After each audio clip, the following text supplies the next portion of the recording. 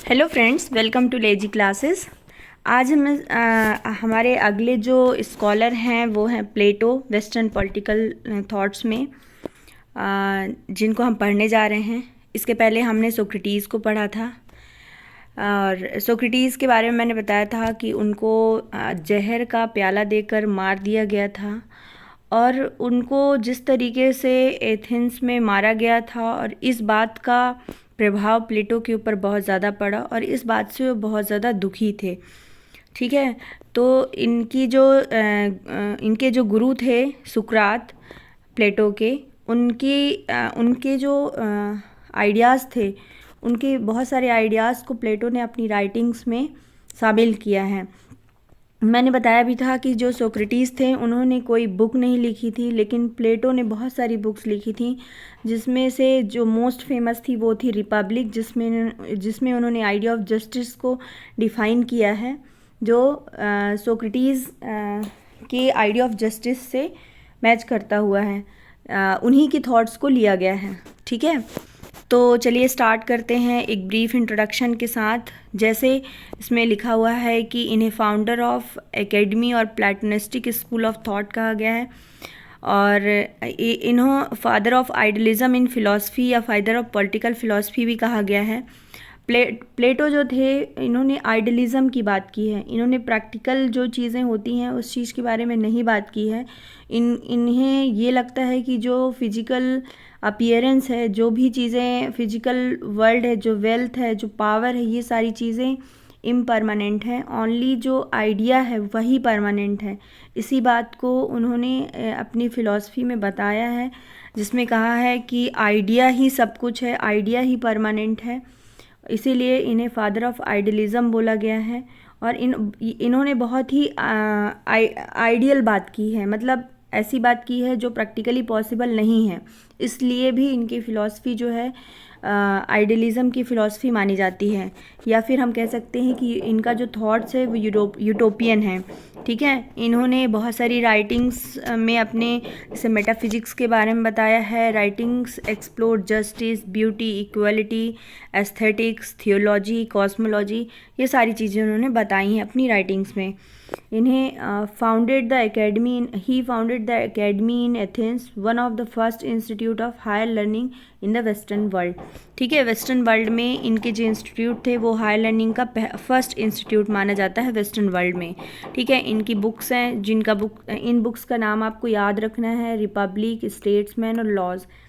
इसमें आपको इंडिविजुअल भी जो आपके 3 मार्केट क्वेश्चंस में है तो वो पूछ सकता है कि रिपब्लिक क्या है। तो ठीक है, तो आपको उनका नाम लिखना है कि ये प्लेटो की रचना है और इन्होंने रिपब्लिक में discovery of principle of justice बताया गया है और जिसमें डायलॉग को शामिल किया गया है। डायलॉग जो है मेथड ऑफ डायलॉग या मेथड ऑफ डाउट्स के बारे में मैंने बताया था कि ये सोक्रेटिस का कॉन्सेप्ट था और उसी को ही इन्होंने इस चीज़ में प्रिंसिपल ऑफ जस्टिस में बताया है। ठीक है, इसका जो टाइटल था वो कंसर्निंग जस्टिस था। इसके अलावा इनकी बुक्स हैं स्टेट्समैन और लॉज। अगर आपको एग्ज़ाम में प्लेटो 3 मार्क में लिखने के लिए आता है तो आप इन बुक्स का नाम लिख सकते हैं और बता सकते हैं कि किस बुक्स के जैसे रिपब्लिक है तो प्रिंसिपल ऑफ जस्टिस के लिए फेमस है। अगर आप ये चीज़ डाल देते हैं तो आपके जो मार्क्स हैं वो और ज़्यादा दूसरों से बेटर मिलेंगे आपको और दूसरों से आपकी जो राइटिंग्स हैं वो बेटर बनेंगी। ठीक है, तो इस तरीके से आपको अपनी राइटिंग को इम्प्रूव करना है मेंस की आंसर राइटिंग में। तो जो बुक्स हैं, बुक्स का बहुत बड़ा रोल होता है। अगर आप किसी थिंकर की बुक्स अगर आप मेंशन कर देते हो तो उसका एक अलग इम्पैक्ट पड़ता है और इससे जो मार्किंग होती है और अच्छी होती है।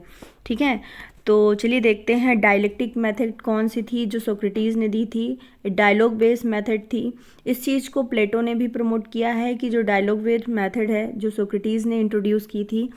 तो प्लेटो कहते हैं कि जो भी कॉन्ट्रडिक्टिंग आइडियाज़ हैं, जो अलग अलग आइडियाज़ हैं वो एक दूसरे को डिस्ट्रॉय कर देते हैं। जो कॉन्ट्रडिक्टिंग आइडियाज़ हैं with each other they are destroy the flawed part of each other, मतलब जो सही चीज़ें हैं वो रह जाती हैं और जिसमें जो गलत चीज़ें होती हैं जो कॉन्ट्रडिक्टिंग आइडियाज़ में एक दूसरे को कैंसिल आउट कर देते हैं। ठीक है, और सिर्फ ट्रूथ ही रह जाता है लास्ट में। इस मेथड को हीगल और मार्क्स ने भी अडॉप्ट किया है और इस चीज़ के बारे में प्लेटो भी बताते हैं। चलिए आगे देखते हैं। आगे जो अगली जो थिंकिंग है, जिस चीज़ के बारे में मैंने पहले भी बताया कि reality is the shadow of idea, इस चीज़ को अपने एलोगेरी ऑफ केव, इनकी एक बुक है जिसमें इन्होंने समझाया हुआ है कि किस तरीके से लोग अपने जो फिजिकल वर्ल्ड है उस चीज़ को रियल मान लेते हैं। जो आपको दिखता है वो एक्चुअली में वो रियल नहीं होता है, उसके पीछे एक आइडिया होता है, वही रियल है, वही परमानेंट है, वही आगे चलता है। इस चीज़ को इन्होंने बताया हुआ है। उन्होंने कहा है कि आइडिया इज़ द अल्टीमेट और true reality, gives the primary to idea over reality. ठीक है, as per Plato idea is the essence of everything. ठीक है, आइडिया जो है, आइडिया ही सब कुछ है प्लेटो के हिसाब से।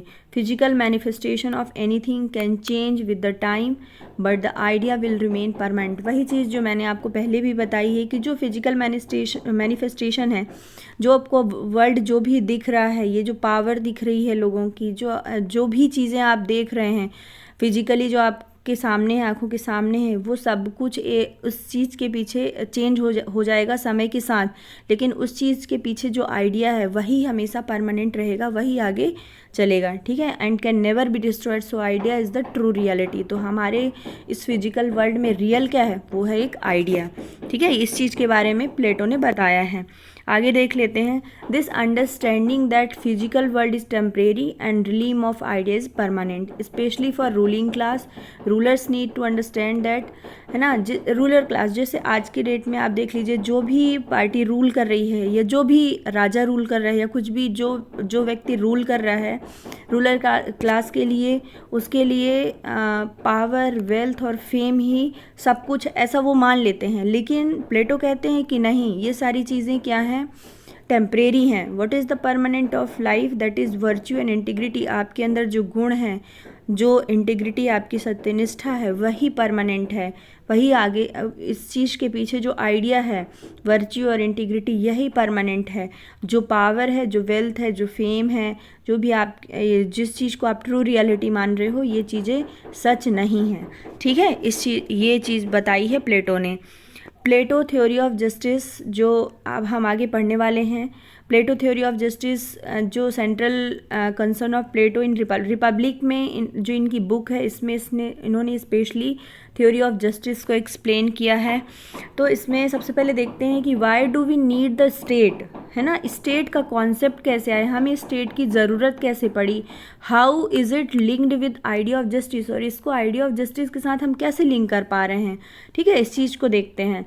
तो इसमें उन्होंने बताया है कि the state comes into existence due to necessities of human life, क्योंकि ह्यूमन जो है उनकी जो ज़रूरतें हैं वही इसी चीज़ के कारण जो स्टेट है वो एग्जिस्टेंस में आया है। ठीक है, the reason people live together in a state और society is because it enables them to fulfil their needs easily.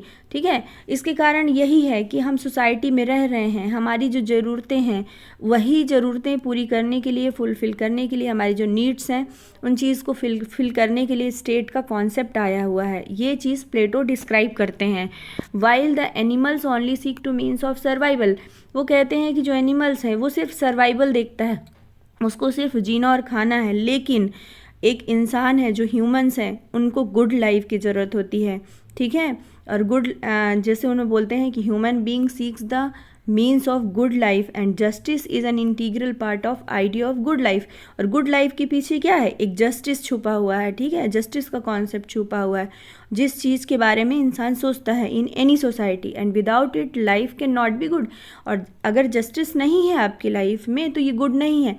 ऐसा इन्होंने इसलिए बोला क्योंकि जिस तरीके से सोक्रेटिस को मार दिया गया था, जहर का प्याला दे दिया गया था, और वो हमेशा अच्छी बातें करते थे, हमेशा नॉलेज की बात करते थे, लोगों से क्वेश्चन पूछते थे, उस चीज़ को डिस्क्राइब करते सोक्रेटिस। और उनके सोक्रेटिस के ही जो शिष्य थे वो प्लेटो, वो अपनी आंखों के सामने अपने गुरु को एक अच्छे इंसान, उन्हें प्लेटो को ये लगता था कि एथेंस में अगर सबसे बेस्ट कोई इंसान है तो वो सोक्रेटिस हैं, और अगर उन्हें इस तरीके से मार दिया गया तो ये जो जनता है, जो ये स्टेट है, वो लोगों के साथ अच्छा नहीं करती है। ये लोग सिर्फ पावर और पैसे के लिए जी रहे हैं, ठीक है। इस तरीके से वहाँ की जो सोसाइटी थी, वहाँ का जो स्टेट था, वहाँ के जो रूलर्स थे, इस बात से वो खुश नहीं थे, ठीक है। और इसी बात को लेके उन्होंने आइडिया ऑफ जस्टिस का कॉन्सेप्ट दिया था। The state comes into existence for the sake of life, continuous for the sake of good life. और हमेशा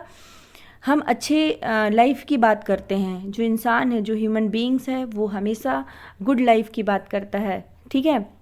With the discussion of Socrates, Celephus, Glaucon, Socrates asked them about meaning of justice and come out with the definition of justice.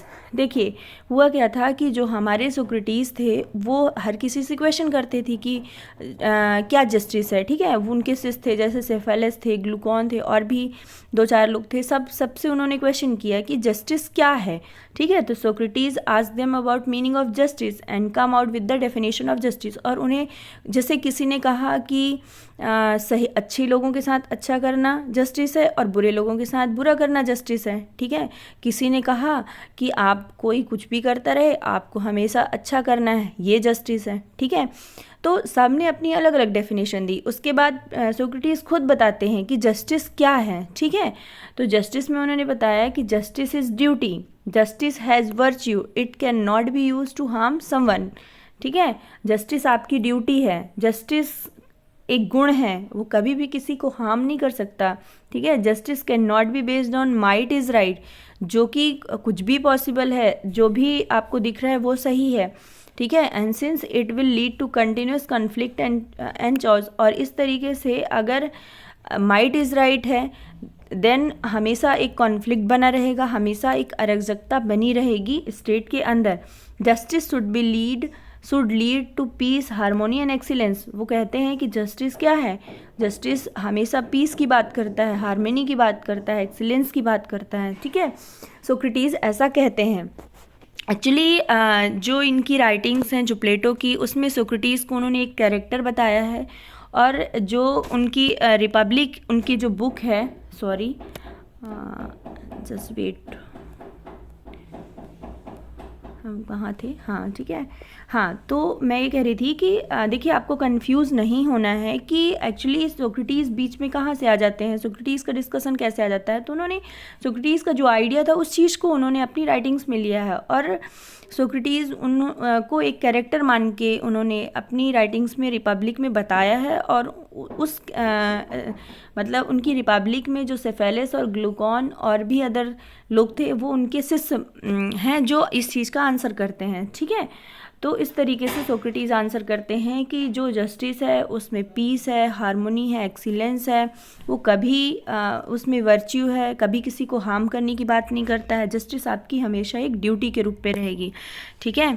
चलिए आगे देखते हैं। Plato in Republic describe how every form of government whether aristocracy, oligarchy और democracy eventually suffer a crisis due to incompetency, ठीक है। प्लेटो कहते हैं Republic में कि जो एरिस्टोक्रेसी गवर्नमेंट है, जिसमें एलीट लोगों की जो गवर्नमेंट होती, ओलिगार्की मतलब कुछ लोगों की जो गवर्नमेंट होती, कुछ स्पेशल लोगों की होती है, ठीक है। डेमोक्रेसी मतलब लोगों की भी गवर्नमेंट है। देन उनके अंदर जो इनकॉम्पिटेंसी है, जो करप्शन है, जो सेल्फिशनेस है लोगों के अंदर, ठीक है, पावर की जो भूख है, वो क्या करता है, द सोल्यूशन मतलब ये सारी चीज़ें क्या हैं, ये करप्ट गवर्नमेंट को करप्ट बना रही हैं, ठीक है।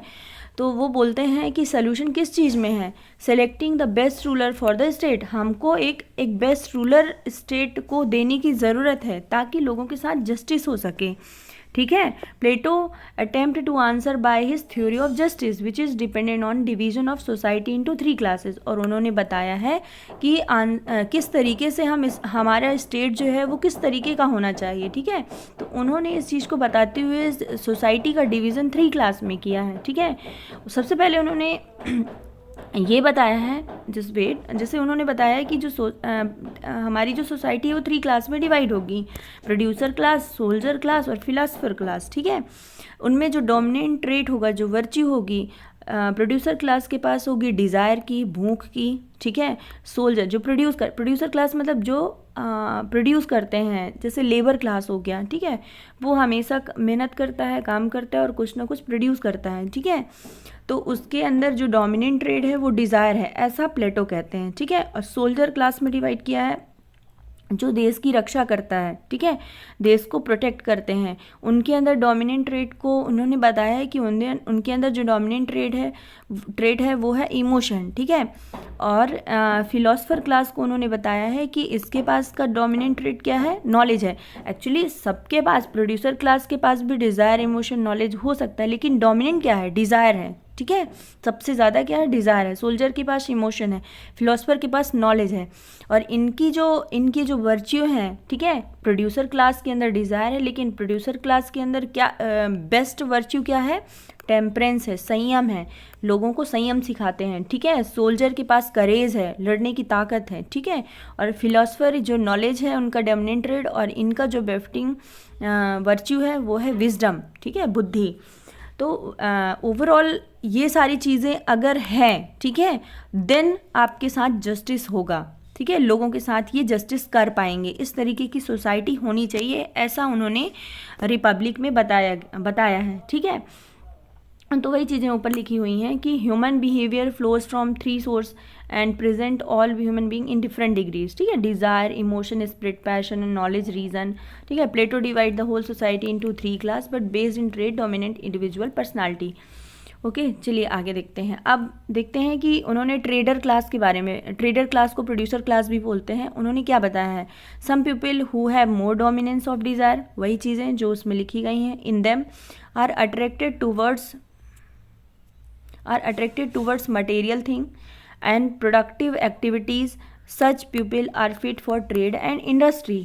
ओके, जो लेबर क्लास है, जो ट्रेड और इंडस्ट्री में काम करती है, वो अट्रैक्ट होती है हमेशा मटेरियल थिंग के लिए और चीज़ों को प्रोड्यूस करती है, ठीक है। और जो सोल्जर क्लास है उनमें इमोशन है, स्पिरिट है, अट्रैक्टेड टूवर्ड्स द पावर, और वो पावर की तरफ अट्रैक्ट होती है। दे fit for the work of soldiers and warriors, ठीक है, वो प्रोटेक्ट करते हैं नेशन को।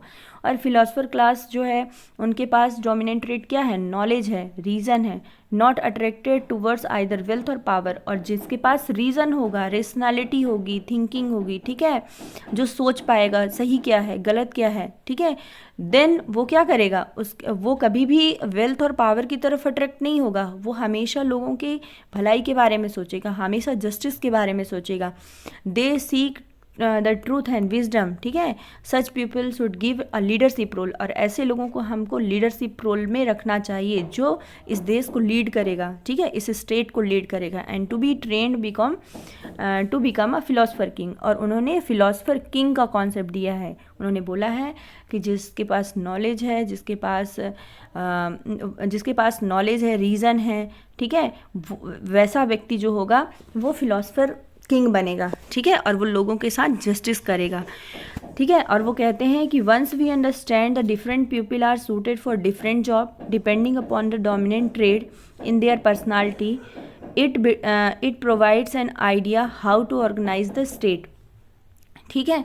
वो कहते हैं कि अगर जैसे ही जो व्यक्ति हैं जिनको पता है कि हमको हमारी क्या जॉब है और उस तरीके से वो काम करते हैं, देन एक इस तरीके से अगर वो लोग ऑर्गेनाइज तरीके से काम करते हैं तो स्टेट क्या होगा, एक बेस्ट स्टेट होगा, ठीक है, जहाँ पर जस्टिस होगा। उन्होंने कार्डियल वर्च्यू के बारे में जो बताया है वही मैंने इसके पहले भी एक्सप्लेन कर दिया है कि टेम्परेंस ट्रेडर क्लास और प्रोड्यूसर क्लास के लिए है, ठीक है। इसके पास डोमिनेंट ट्रेड क्या थी, एपेटाइट और डिज़ायर थी। करेज क्या है, सोल्जर क्लास है ना, सोल्जर क्लास का डोमिनेंट ट्रेड है, ठीक है। और विजडम क्या है, befitting the philosopher class and whose dominant trait is knowledge, ठीक है। और जस्टिस क्या करता है, बेफिटिंग द होल स्टेट, है ना, जस्टिस क्या है, हर किसी को बेनिफिट करता है। This will achieved only when soldier and trader class accept the rule of philosopher king. इसमें बताया है कि जो जस्टिस है वो this will be achieved only when soldier and trader class accept the rule of philosopher king. ये तभी हो पाएगा जब जो उनके नीचे है, जो सोल्जर क्लास है, जो ट्रेडर क्लास है, प्रोड्यूसर क्लास है, वो फिलोसफर किंग को के रूल को एक्सेप्ट करेंगे। मतलब इस चीज़ को एक्सेप्ट करें कि फिलोसफर किंग जो है वो हमारे ऊपर रूल करेगा, ठीक है। There is a perfect harmony in all parts of, और हमें एक दूसरे के बीच में सामंजस्य हो, इन तीनों के बीच में, philosopher class, soldier class and producer class के बीच में सामंजस्य बना हो। Harmonious mixture of all three and will be foundation of ideal state, और इस तरीके से वो आइडियल स्टेट की बात करते हैं, ठीक है। तो ये था हमारा फर्स्ट पार्ट, जिसमें मैंने प्लेटो का जो आइडिया ऑफ जस्टिस का कॉन्सेप्ट था और किस तरीके से उन्होंने रियलिटी को एक आइडिया बताया है, ठीक है।